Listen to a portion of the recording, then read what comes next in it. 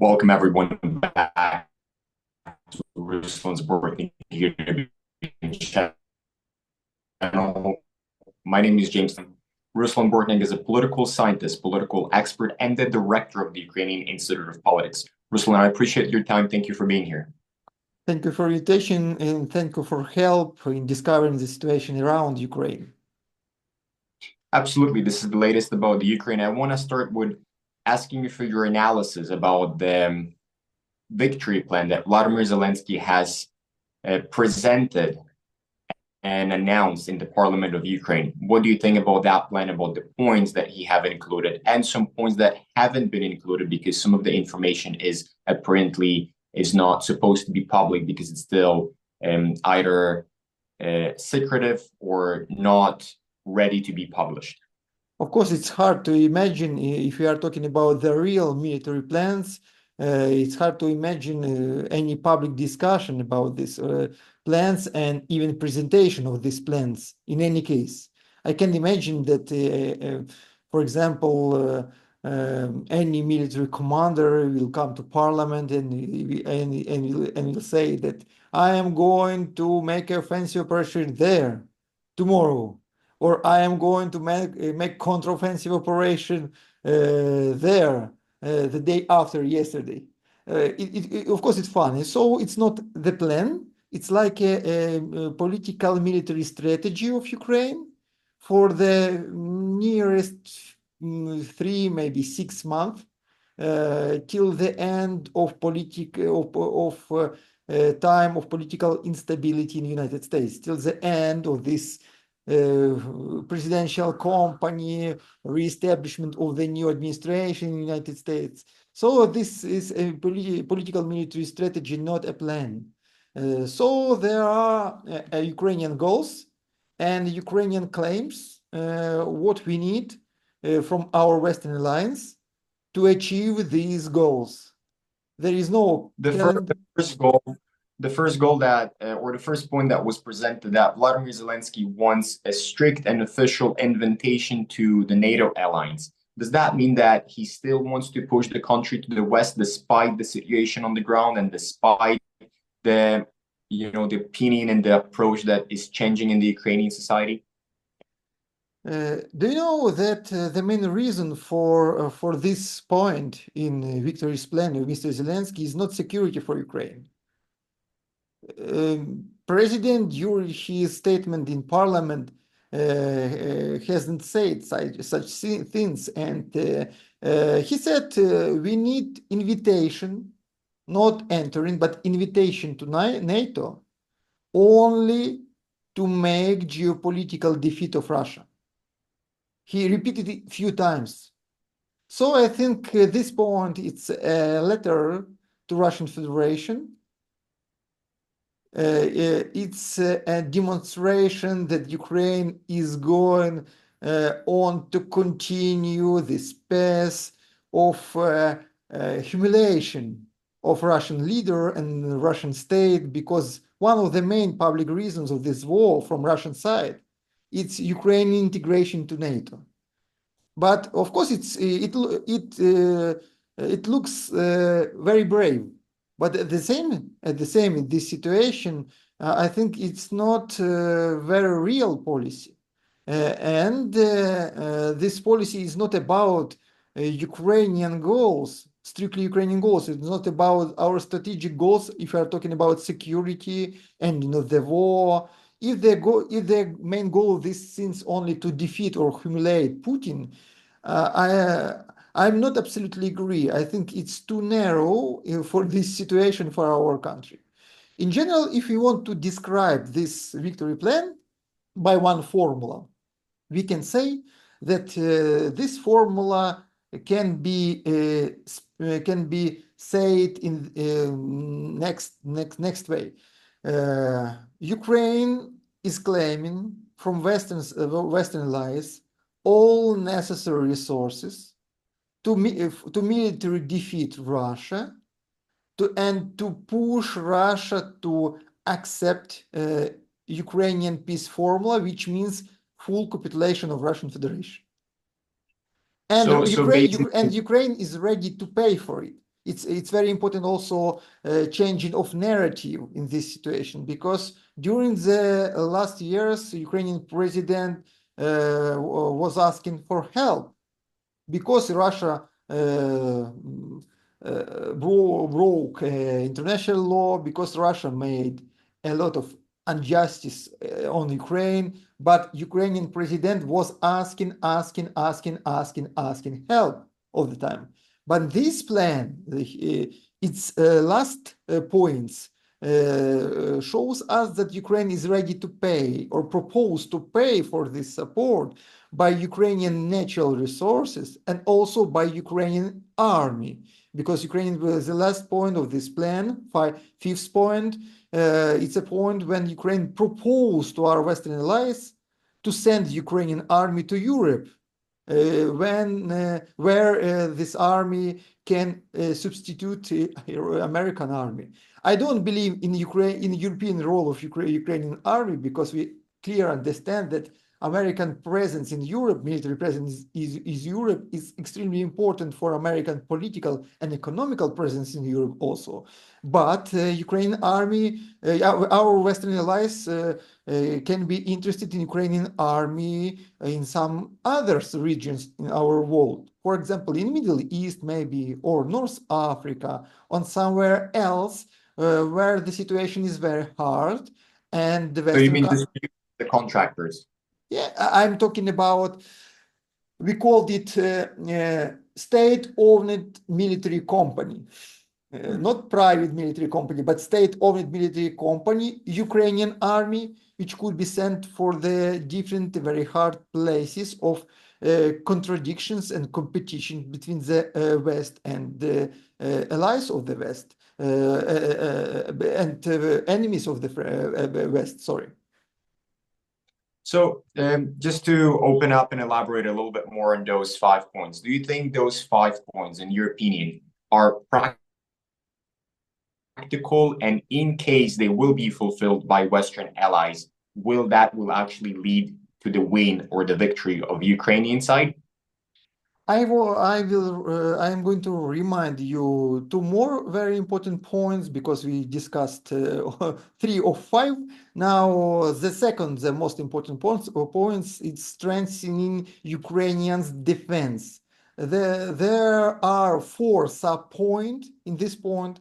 The Ukrainian president is addressing to Western partners to help Ukraine to equip our reserve brigades, which are preparing for a new counteroffensive operation.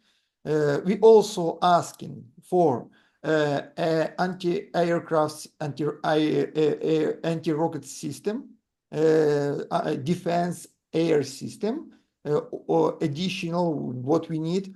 Also, we are asking about the no-flight zone on the Western Ukraine, which could be fulfilled by the militaries of Poland, Romania, United States, our Western partners.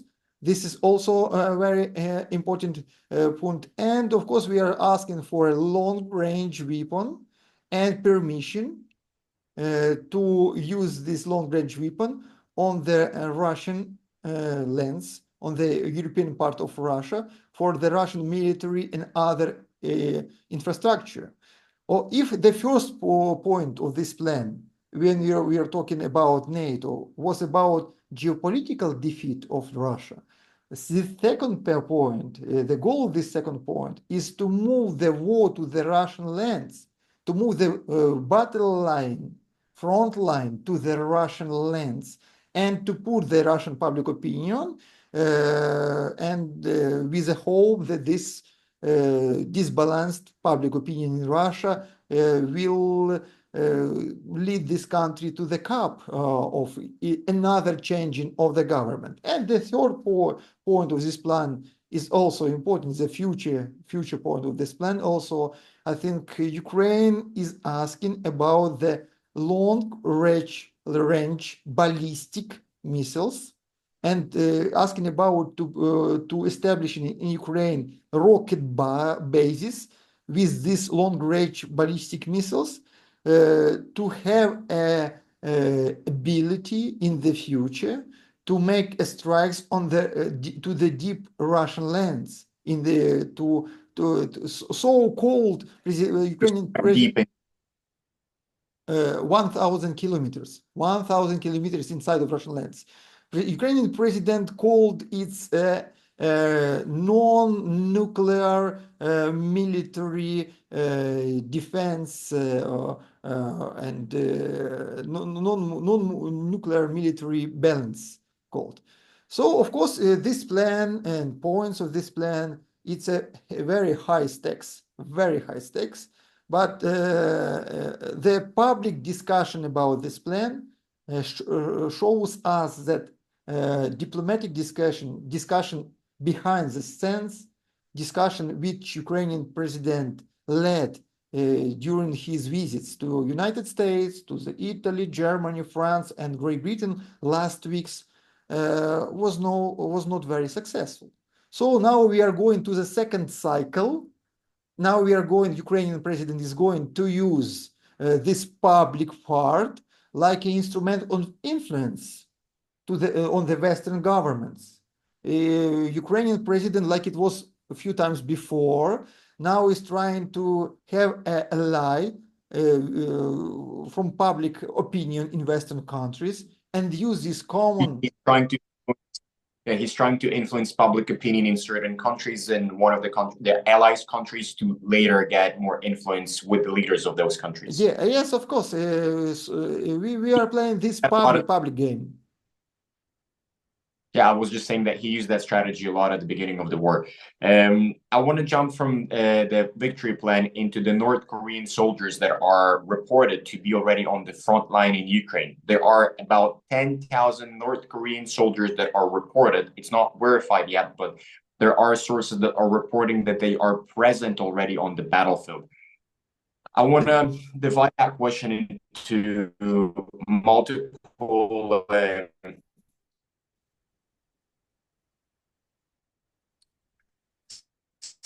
factors.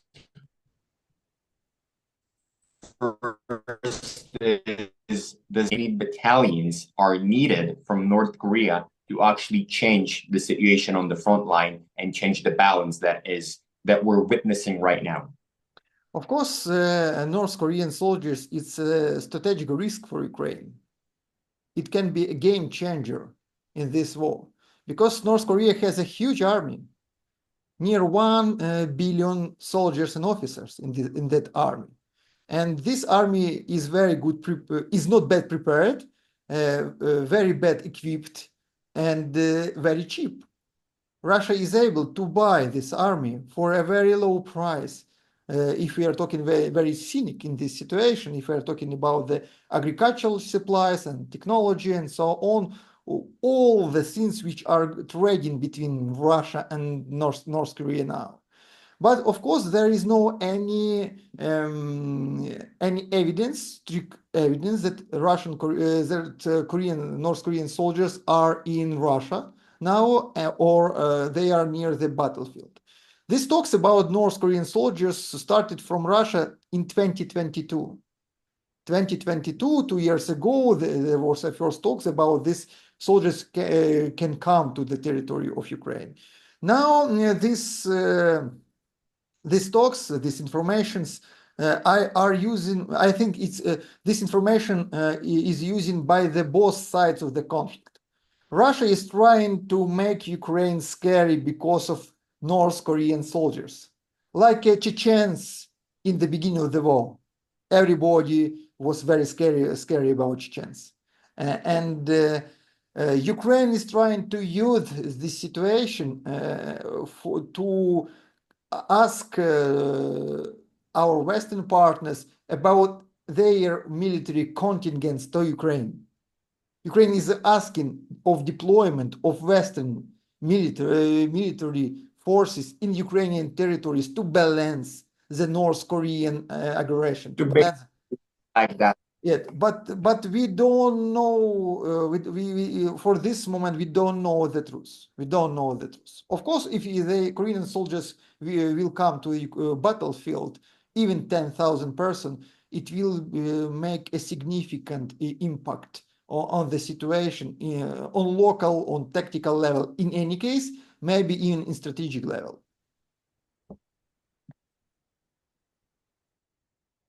James?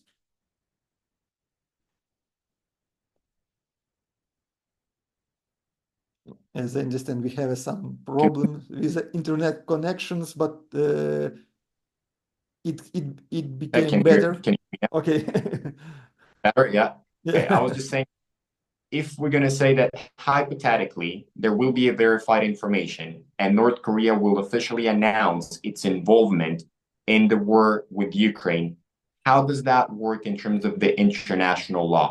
Will that advance the war to a new scale because now we have officially Russian partners joining the war? Wouldn't that force the Western allies of Ukraine to reflect that move or put more sanctions, or like how does that work from the international law perspective? I think if when we are talking about the North Korea international law, we need to understand very huge limitations in this discussion. But in any case, North Korean militaries could be sent to the Russian lands, internationally recognized Russian lands, for example, Kursk region, and due the new agreement of strategic cooperation between Russia and North Korea, which was signed by Putin and Kim Jong-un sometimes before. So it's legal from the sides of the both country, and if that soldiers will not become to Ukrainian lands, it will be also legal or sub-legal from the international law side. So they're at least realizing the presence of the North Korean soldiers on the Russian land. On the Russian lands, it's one of the most possible scenario of development of this situation. Then, when the Korean forces will take the role of defense of Russian lands in the border line between Ukraine and Russia, so the free Russian militaries, which will be freely in this situation, could be moved to the Donetsk front or to another Ukrainian lands in this war. I just want to finish with the update from the front line. If you would be able to pull out for us the map, and just so we can see what are the trends, what is happening, and what is the balance at this moment between the Ukrainian forces and the Russian forces. I will try to do it, and I will try to change some connection between our connection, because of country now in war is not the best today. So I'll try to change our connection to maybe more stable internet channel, and I'll try to show you map and to discover the situation. Okay, it looks like I'm successful in changing the internet channel, and I will show the latest map. This is a map of battlefield. You can see the general territory of Ukraine. The red painted part, it's a Russia occupied part. Green painted part, it's a Ukrainian elaborated part. And the yellow part, it's a Kursk region territory. The yellow part, blue part, sorry, it's a part which is under the control of Ukrainian armed forces in the Russian lands, in Kursk Oblast. And during the last week, from our last meeting, Russian forces made a local counteroffensive operation in this direction and achieved some goals. Russia cut it back near 100 square kilometers of its territory, and Ukrainian control for the last months, Ukrainian control over the Russian lands was cut it for the 300 square kilometers. It's near 30%. But in general, Ukraine is still available to keep this territory. And as I understand, the main battle in this territory will be around the city Sudzha. It's a very small city, only for 5,000 inhabitants, but it's a main city of this controlled by Ukraine territories. Russia is trying to push from different sides for these lands. Russia is trying to kick off Ukrainian armed forces from these territories till the end of presidential election in the United States. In general, there are a lot of local changes, but the most dangerous situation near the city of Kupiansk, when Russia cut it for two parts. I'll show you. Cut it for two parts. Ukrainian Platsdarm in the left bank of river Oskil, and it means that the fights for one of the biggest city of Kharkivska Oblast, Kupiansk, will become soon. The Kupiansk is a very important city. It's a historic city also because the Russian occupation administration was there in 2022. It was a so-called capital of occupied territories of Kharkivsk, in Kharkivska Oblast, occupied by Russia.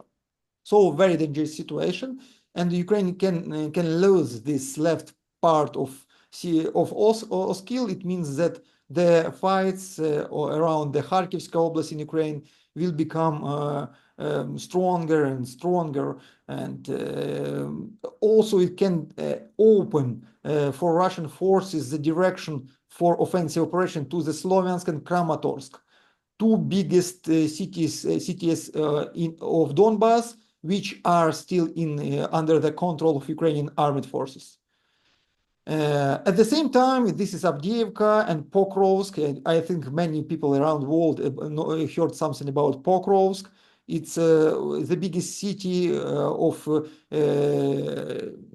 southern part of Donetsk Oblast, which is under control of Ukraine. And now Russia is trying to achieve this city in this direction, and also is preparing his offensive operation from the Toretsk direction to the Sloviansk and Kramatorsk also.